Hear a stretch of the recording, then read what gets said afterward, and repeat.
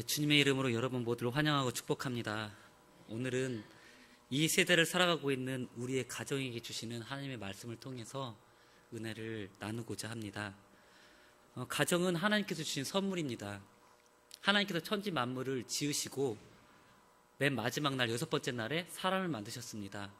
그리고 그 사람에게 하나님의 아름다운 공동체를 주시고자 아내를 만들어 주셨습니다. 이 아담과 하와로 만들어진 이 최초의 가정이 인류의 최초의 가정이 되었습니다. 바로 사랑의 공동체였습니다. 남편과 아내를 통해서 하나님께서는 이제 진정한 사랑의 공동체를 통해서 그 후손들에게 뻗쳐질 아름다운 공동체가 계속적으로 많아져서 그 에덴 동산에 하나님의 나라가 가득하기를 원했던 것입니다.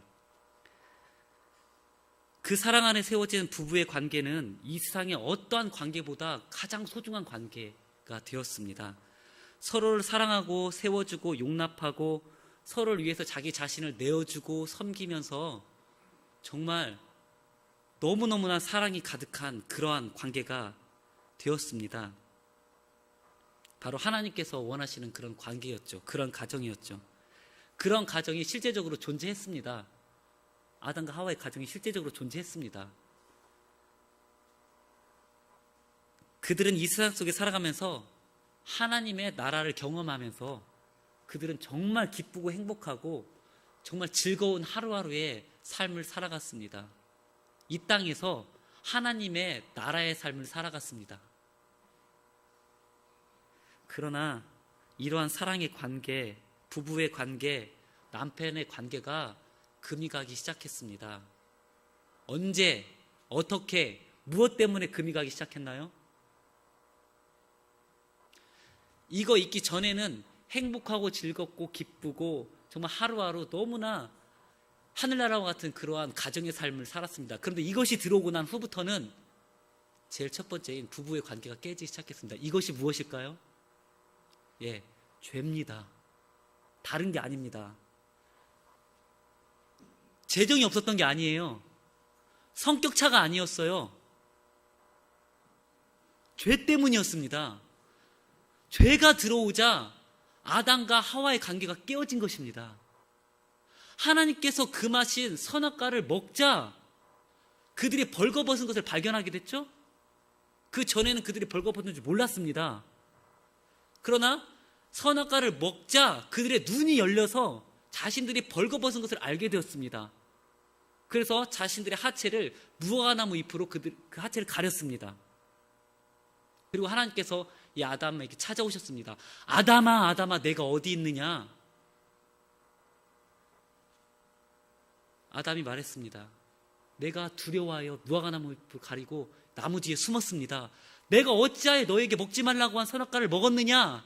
라고 말했을 때 아담이 하나님 잘못했습니다. 죄송합니다. 제가 죄를 지었습니다.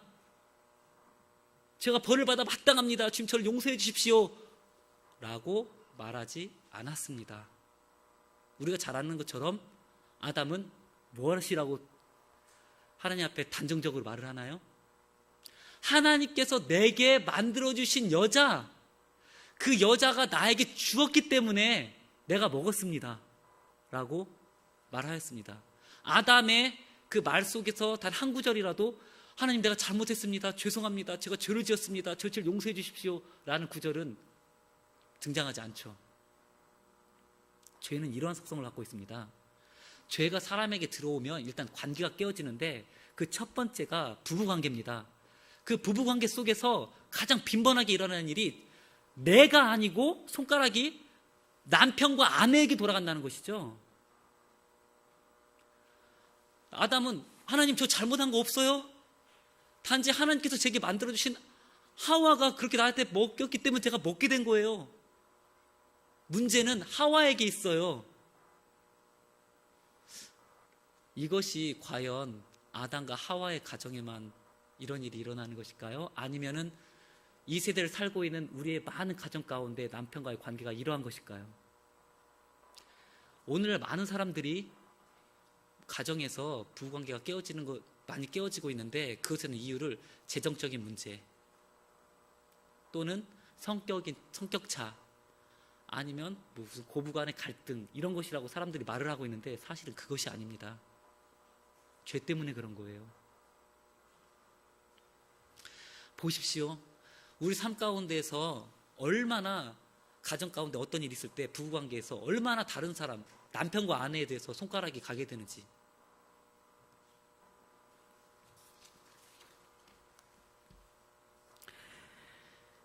우리가 잘 아는 것처럼 아담과 하와는 에덴 동산에서 쫓겨났습니다.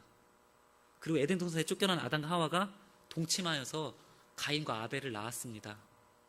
2명으로 시작했던 가정이 4명으로 가족 구성원이 늘어났죠. 그러면 더 행복하게 살았어야겠죠. 왜냐하면 아이가 생겼으니까요. 그것도 아들이 둘이씩이나 생겼으니까요. 아담과 하와와 가인과 아벨, 듬직한 2 아들이 있었어요. 그런데요, 놀랍게도 인류 최초의 살인사건이 이 아담의 가정에서 일어납니다.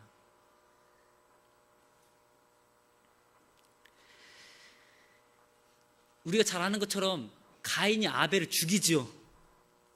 자기 형제를 죽이는 것입니다. 그때는 죽음이라는 것이 없었기 때문에 한 번이라도 사람이 죽는 일이 없었거든요. 가인은 아벨을 죽일 때 자기가 죽이는 건지 모를 수도 있었어요. 근데 죽어버린 거예요. 그때는 죽음이라는 걸 몰랐던 세대거든요. 인류 첫 세대니까요. 아벨, 자기 동생을 죽인 것입니다. 다른 사람을 죽인 게 아니에요. 아벨을 죽인 거예요. 여러분, 죄가 얼마나 끔찍한 것인지를 우리 가운데 다시 한번 말해주고 있는 것이죠. 멀리 있는 다른 사람을 죽인 게 아니에요. 자기 친동생을 죽인 거예요. 친동생이요. 죄로 말미암아 부부관계가 깨어지자 형제 관계가 깨어지죠. 우리는 이 사건을 보면서 어떻게 이해해야 될까요? 어떻게 이럴 수가 있을까? 아담이 인류의 첫 세대인데 아담 이후 흘러서 한 5세대 후에 이런 일이 일어났다면 그래, 그럴 수도 있겠구나 싶겠지만 이거는 아담의 가정에서 일어난 일이에요. 아담의 가정에서. 우린 이 대목에서 인간 스스로에 대해서는 어떠한 소망과 희망도 가질 수 없다는 것을 우리는 발견할 수 있게 되는 것입니다. 그런데 여기에서 한 가지 우리가 이 가인과 아벨과 이 아담의 가정, 이 사건이, 살인사건이 일어난 이 가정에서 한 가지를 우리가 좀 짚고 넘어가야 될 필요성이 있습니다. 가인이 아벨을 죽였을 때, 그리고 하나님께서 가인에게 찾아오셔서 대화하고 그를 설득하고 그의 마음을 돌이키기를 원하고 했을 때 결국 가인은 그 말을 듣지 않고 떠나버렸거든요. 집을 나가버렸거든요. 하나님 앞에 그가 죄진 것에 대해서 형벌이 두렵다고 말하면서 그는 하나님께서 그에게 사람을 만날 때마다 죽이지 못할 표를 주시고 결국 그 가정을 떠나버렸거든요. 그래서 가서 성을 세웠습니다. 그 성이 바로 에녹성, 자기 자식의 이름을 따서 에녹성으로 이름 짓고 그 에녹성이 바로 인류의 최초의 도시가 되는데, 도시란 하나님이 없어도 살아갈 수 있도록 만든 자기 고안 장치를 만드는 것입니다. 근데 제가 말씀드리고 싶은 건 이 가인이 집을 떠나게 되는 이 사건에서 자기 동생을 죽이고 가인이 아벨을 죽이고 가정을 떠나가는 이 사건에서 부모님인 아담과 하와의 이야기가 전혀 등장하지 않는다는 거예요. 이상하지 않습니까? 물론 성경에서 굳이 언급할 필요가 없기 때문에 언급하지 않았겠죠. 그러나 이 사실은 너무너무나 중요한 것입니다. 가인이 아벨을 죽이고 나서 왜 그는 부모님인 아담과 하와에게 돌아오지 못했을까요? 두려웠겠죠. 무서웠겠죠. 그런데 그때 당시 아담과 하와는 하나님께서 지어 입혀주신 가죽옷을 입고 있었습니다. 만약 먼저 부모님인 아담과 하와가 기회를 만들어서 가인에게 가서 그 가죽옷을 보여주면서 자신이 처음에 에덴 동산에서 선악과를 따먹었을 때 하나님께서 자신들을 용서해 주시고 앞으로 오실 메시아를 하나님께서 보내주셨다는 약속으로 이 가죽옷을 지어 입혔다. 너가 미움을 선택해서 너가 동생을 죽이고 말았지만 너가 하나님을 떠나서는 안 된다. 하나님께서는 너를 지키기를 원한다. 네가 돌아오기를 원한다. 하나님을 떠나서는 안 된다. 이 가죽옷을 봐라. 그러니 하나님을 떠나면 안 된다 라고 말하면서 하나님의 용서를 부모의 권세로 선포해 줬다고 한다면 어떤 일이 일어났을까요? 창세기에는 족보가 많이 나오는데 이 족보에 5장부터 이제 가인의 족보와 아담의 족보가 나옵니다. 근데 아담의 족보에서는 앞구절이 하나님의 형상대로 지음을 받은, 하나님의 형상을 입고 있는 아담의 후손들이 이렇게 나오고, 가인의 족보에는 그 족보가 나오지 않아요. 무슨 말이냐면 아담의 족보, 이제 아벨이 죽었기 때문에 셋을 통해서 흘러가는 그 족보에는 하나님의 형상을 담지하고 있었지만, 가인의 족보와 가인의 후손들에게는 하나님의 형상이 없다는 것을 말해주고 있는 거죠. 다시 말하면 완전 다른 길로 가게 된다는 겁니다. 한 가정 안에서 이야기하는 거예요. 지금 멀리 가는 것이 아니라 한 가정 안에서 아담과 하와와 지금 가인과 아벨, 이 4명 안에서 지금 얘기를 하고 있는 거예요. 가인이 이제 아벨을 죽이고 가정이 깨어지기 시작하자 이제 시간이 지나갈수록 사회 전체가 더 죄로 물들게 되는데, 창세기 6장부터 시작해서 이제 도저히 이 세상의 죄악에 관영해서 사람 죽이는 건 보통 일이고, 하나님께서 도저히 볼 수가 없어서 이 세상을 물로 심판하실 것을 결정하시고 노아를 통해서, 노아의 방주를 만들어서 이제 몇 명을 구원하십니다. 그리고 인류 전체와 다 쓸어버리십니다. 그리고 노아를 통해서 그 자손들을 통해서 인류를 다시 한번 번성케 하시는데, 노아 시대로 홍수로 말미암아 모든 인류가 심판을 받았음에도 불구하고 인간의 죄는 계속되었습니다. 가정은 계속적으로 깨어나갔어요. 가족관계는 더 멀어지게 됐습니다. 그 이야기가 어디 나오냐면 이제 창세기 27장에는 이삭의 가정이 나옵니다. 이삭의 가정의 구성원은 이삭과 리브가와 장남 에서와 차남 야곱이 이렇게 나오죠. 4명이 나옵니다. 똑같죠? 아담의 가정과 똑같은 가족 구성원이에요. 4명이에요. 장자인 에서는 장자권을 파죽한 것을 팔아버리죠.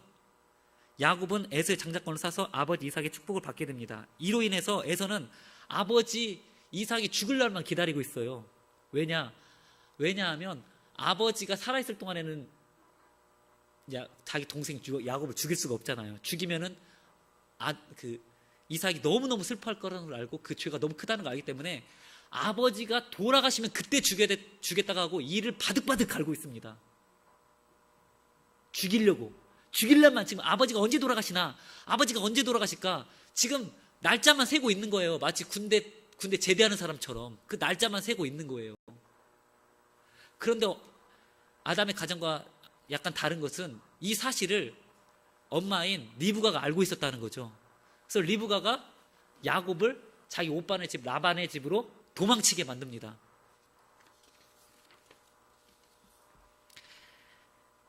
또 한 번의 이삭의 가정이 깨어지죠. 에서의 마음속에는 살인의 충동이 가득해서 어떻게 하면 내가 죽일까, 어떻게 하면 죽일까, 내 동생을 어떻게 하면 죽일까, 그것으로 마음속에 미움이 가득한 것을 볼 수 있습니다.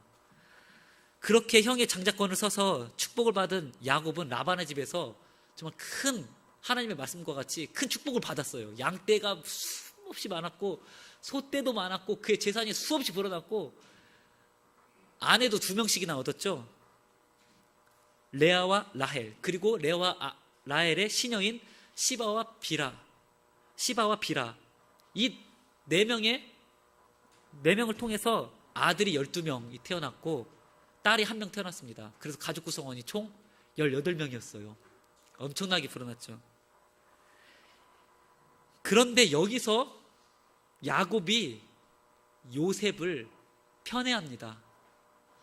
요셉을 편애해서 요셉에게만 색동저고리 옷을 입히고 요셉을 잘해주고, 그러니까 10명의 형들이 시기해서 실제로 요셉을 죽이려고 합니다. 그래서 실제로 요셉을 끌어내죠. 죽이려고. 그래서 그 옷을 찢어가지고 거기다가 사자 피를 입혀가지고 이제 가게 되는 일이 있는데, 원래는 형제들이 그를 죽이려고 했거든요. 근데 큰 형인 장남인 르우벤이 죽이지 말자, 우리가 그냥 쳐 죽이지 말고 그냥 구덩이에 넣으면 굶어 죽지 않겠냐, 그냥 그렇게 하자라고 해서 구덩이를 파고 거기에 넣었습니다. 그러고 그냥 가려고 그랬거든요. 그런데 또 유다가 또 우리 형제 죽이면 뭐하냐, 그냥 돈 받고 팔아버리자 해서 요셉을 애굽에, 이스마엘 상인에게 애굽에 팔아버립니다. 지금 드리는 이 말씀이 전부 다 가정에서 일어나는 일이에요. 먼 데서 일어나는 얘기가 아니에요. 자, 이제 네 번째 마지막 가정을 소개시켜 드리려고 합니다. 우리가 성군이라고 알고 있는 다윗 있죠? 이 다윗의 가정이 이러한 일이 있어요. 다윗의 아들 중에서 암논이라는 아들이 있습니다.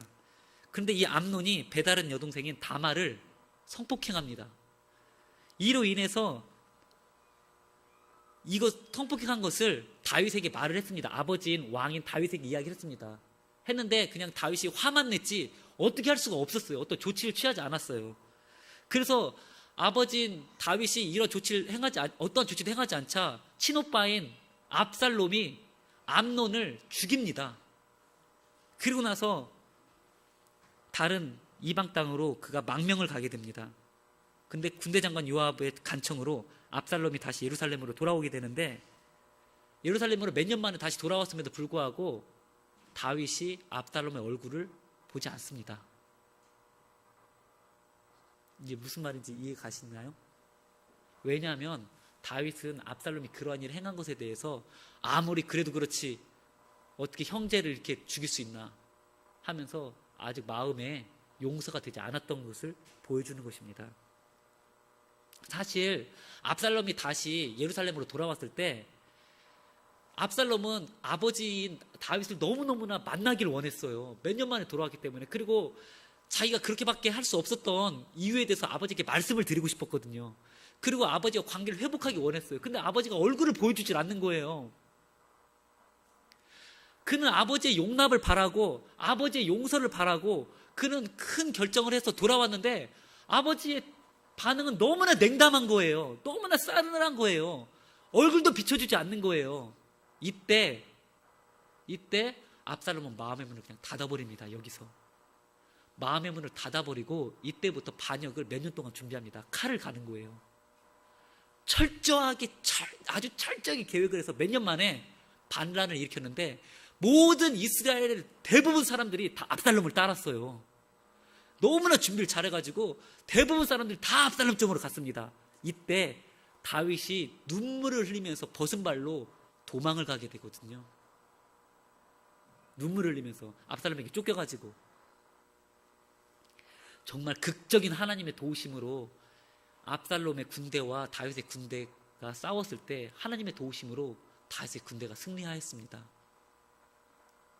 그러나 그의 사랑하는 아들이 죽임을 당하게 되죠. 여기까지 성경에 기록되어 있는 구약의 네 가정에 대해서 살펴보았습니다. 부부 관계의 깨어짐, 형제 관계의 깨어짐, 부자 관계의 깨어짐, 이 깨어짐이 오늘날까지 계속되고 있습니다. 그럼 오늘날은 어떨까요? 저는 뉴스 보면은 깜짝깜짝 놀랄 때가 너무나 많습니다. 어떤 때는 뉴스 보기 싫을 때도 있어요. 뉴스 보면은 뉴스에서 이제 뭐 형제가 형제 죽였다든지 아니면은 뭐 부모가 자녀를 죽였다 이런 일들은 너무너무나 자주 나오는 일이 돼버렸어요. 사람은 스스로의 가정을 회복시킬 능력이 이제 전혀 없습니다. 아담 이후에 어떤 사람도 하나님께 주신 가정의 원형을 복원시킬 사람이 없습니다. 그런데 소망은 여기 있는 거예요. 하나님께서는 이러한 가정을 회복할 수 없다는 것을 아셨고 인간 스스로 어떤 노력과 어떤 프로그램과 어떠한 것을 해도 이 죄의 문제는 해결되지 않을 거라는 것을 하나님께서는 아셨기 때문에 하나님께서는 처음부터 아시고 처음부터 인류의 죄를 용서하고 그들을 다시금 회복시켜줄 하나님은 계획을 갖고 계셨다는 것입니다. 그것이 바로 그의 친아들인 예수 그리스도를 이 땅에 보내주시는 것이었죠. 인간의 죄를 해결하지 않고서는 깨어진 관계를, 깨어진 가정을 회복할 수 없다는 것을 하나님께서 아시고 그의 아들 예수 그리스도를 이 땅에 보내주신 것입니다. 그리고 예수님께서는 우리의 모든 죄를 지고 십자가에서 죽으셨습니다. 우리의 모든 죄를 담당하시고 십자가에 죽으셨습니다. 바로 우리의 모든 죄를 용서하시려고 십자가에 죽으셨습니다. 예수님께서 채찍을 맞으시고 십자가에 달리셔서 십자가 위에서 7마디 말씀하셨는데 그 말씀이 바로 가상칠언입니다. 그 가상칠언 중 첫 번째 말씀이 잘 알고 있는 십자가 위에서 사람들이 비난하고 야유하고 손가락질하고 너가 하나님의 아들이면 당장 내려와라 라고 손가락질할 때 예수님께서 하셨던 말씀은 아버지여 저들을 용서해 주십시오. 저들이 하는 것을 알지 못합니다 라고 십자가 위에서 예수님께서 말씀하시는 것이죠. 지금 우리에게 필요한 것은, 우리 가정에 필요한 것은 용서입니다. 예수님께서 우리를 용서하신 것 같이 우리의 가족 구성원들의 죄와 연약함과 실수와 허물들을 용서하는 것입니다. 우리 아버지를 용서하는 것입니다. 우리 어머니를 용서하는 것입니다. 우리 아들을 용서하는 것입니다. 우리 딸을 용서하는 것입니다. 우리 며느리를 용서하는 것입니다. 우리 시어머니를 용서하는 것입니다. 우리 형제들의 잘못을 용서하는 것입니다. 그런데 정말 그 일이 쉽지 않아 보입니다. 어쩌면 다른 사람들의 잘못과 죄는 쉽게 용서가 될지 몰라도 이 가족 구성원들 안에 있는 것들은 쉽게 용서가 되지 않는 것처럼 보이기도 합니다. 수십 년 동안 쌓아왔던 마음의 분노들, 평소에 잘 지내다가도 그 생각만 하면 그 어머님과 있었던 그 일만 생각하면 갑자기 막 마음이 주체가 안 되는, 평소에는 잘 지나가다가도 30년 전에 있었던 그 형과의 일만 생각만 하면 갑자기 막 마음에서 요동치는, 견딜 수 없는,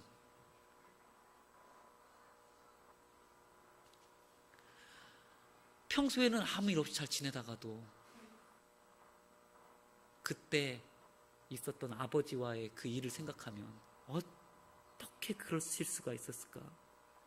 아무리 용서하려고 애쓰고 노력하고 또 노력하고 해도 잘 되지 않는 우리 마음 가운데 수십 년 동안 묵어놓았던 그런 쓴마음과 쓴뿌리가 우리 안에 있을 수 있습니다.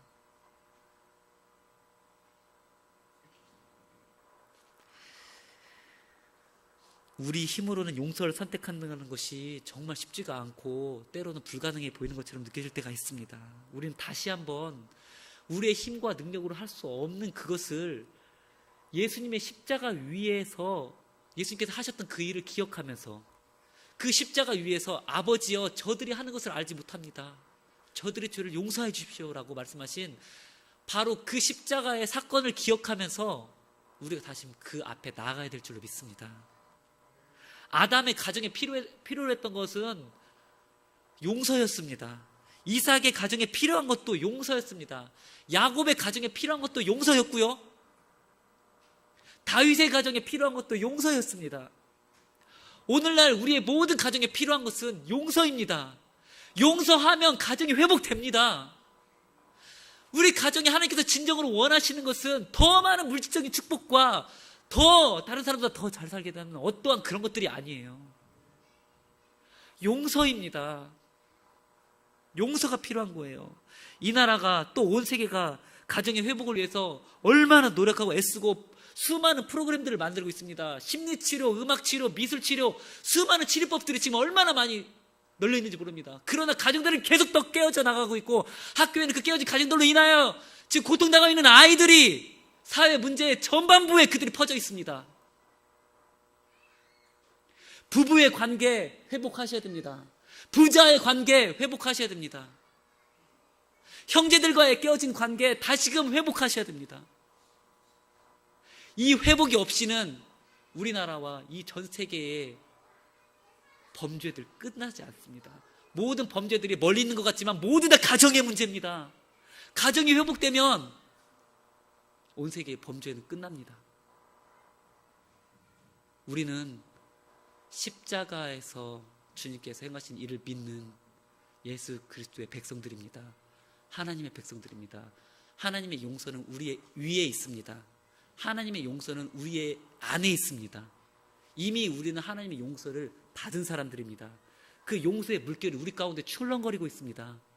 우리는 다시 한번 용서를 선택해야 됩니다. 우리의 가정을 한번 떠올려 보십시오. 이제 거의 결론에 다다랐습니다. 우리 남편과 아내를 한번 떠올려 보십시오.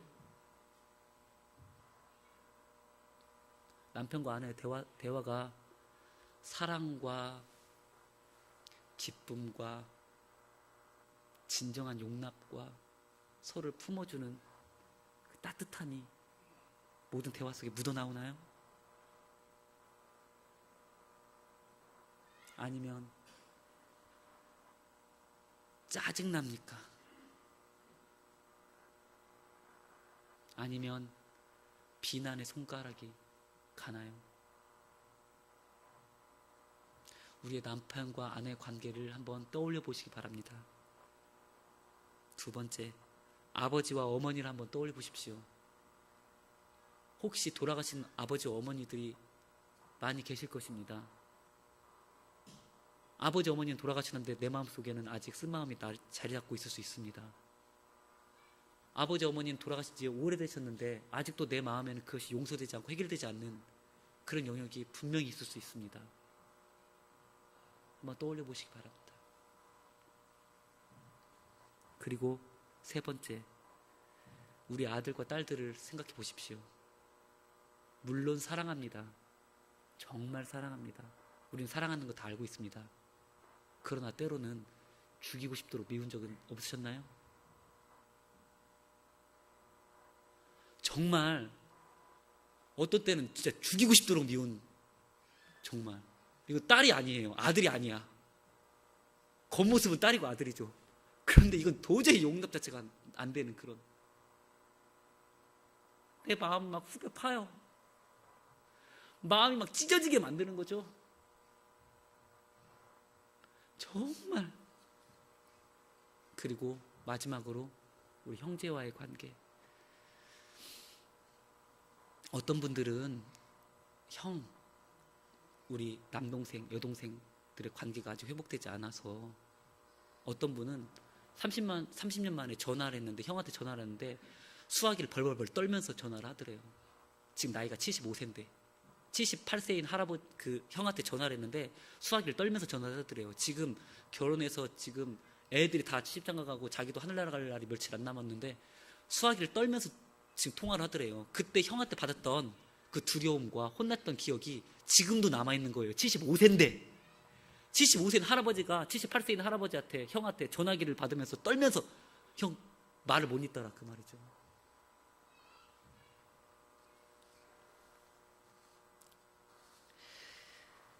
주기도문에 보면 우리가 우리에게 죄 지은 자를 사하여 준 것 같이 우리 죄를 사하여 주옵시고, 우리는 매 주일 수요 예배 그리고 주일 예배 드릴 때 이 주기도문을 고백합니다.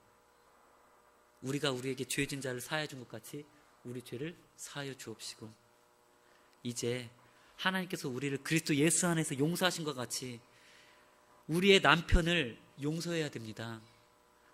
우리의 아내를 용서해야 됩니다. 우리의 아버지를, 우리의 어머니를 이제 용서해야 됩니다. 우리의 아들을, 우리의 딸들을, 우리의 며느리를 용서해야 됩니다. 이제 그들을 여러분들의 마음 가운데서 놓아주시기 바랍니다. 가도록 마음 가운데서 놓아주시기 바랍니다. 놓아주는 방법은 예수님께서 우리를 용서하신 것 같이 우리가 그들을 용서하는 것입니다. 그 일이 아무리 오래되었고 얼마나 마음이 아프고 아무리 수십 년이 지난 일, 아무리 오랜 시간 지속되었다 하더라도 이제 하나님이 그리스도 안에서 우리를 용서하신 것처럼 우리도 우리 가족 구성원들 한 사람 한 사람을 진심으로 용서하고 그들을 용납하여 주시기 바랍니다. 이 가정의 달에 하나님께서 우리의 가정에 참된 용서를 통한 회복이 있기를 원합니다. 그래서 우리 왕덕교회 성도님들의 가정을 보면 밖에 있는 예수 믿지 않은 모든 사람들이 어쩌면 저런 가정을, 어떻게 하면 저런 가정이 될 수 있을까? 어쩌면 저렇게 사랑이 충만할까? 어떻게 하면 우리도 저런 가정을 만들 수 있을까? 어쩌면 저렇게 부부관계가 좋고, 어쩌면 저렇게 자녀관계가 좋고, 저들은 마치 이 땅에 살지 않는 사람처럼 사랑과 섬김과 배려와 용납이 가득하고 거기에는 참된 은혜가 있고 서로를 보살펴 주는 것이 있고, 서로에 대해서 대화가 깊고, 서로의 눈물을 닦아주고, 어려우면 같이 위로해주고 하는 그러한 가정, 그 보면서 어떻게 하면 저런 가정을 이룰 수 있을까? 어떻게 하면? 하면서 그들이 부러워해서 그 비결을 찾고자 원하는 그러한 가정이 다 되시길 바랍니다. 우리 왕덕교회 성도님들의 모든 가정, 이 세대 가운데 많은 가정들이 지금 깨어나가지고 있고, 지금 너무나 많은 가정들이 어려운 가운데 있습니다. 많은 사람들이 그 문제를 외부에서 찾지만 사실 하나님께서는 우리의 가정의 회복을 용서해서 찾기를 원하십니다. 이제 이 5월달 주님께서 주시는 사랑의 공동체가 더욱더 일어나게 되기를 원합니다. 이 땅에 빛이 되는 우리 사랑하는 왕덕교회 모든 성도님들의 가정이 되시길 바랍니다. 기도드리겠습니다. 사랑이 많으신 하나님 아버지, 감사와 찬송을 주님 앞에 올려드립니다. 이 세대 가운데 많은 가정들이 어려움 가운데 있는데, 우리 왕덕교에 속한 모든 가정들은 주님 참된 용서가 있게 하여 주시고 참된 용납이 있게 하여 주셔서 진정한 사랑과 은혜가 가득한 가정, 주님께서 주신 그 놀라운 은혜가 머무는 가정 되게 하여 주옵소서. 이로 인하여 주님 그리스도를 모르는 모든 사람들이 정말 어떻게 하면 저와 같은 가정이 될 수 있을까, 그걸 알기를 원하는 그러한 가정, 하나님의 빛과 영광을 선포하는 우리 왕덕교회에 속한 모든 가정이 될 수 있도록 축복하여 주시옵소서. 감사드리며 예수님의 이름으로 기도드립니다. 아멘.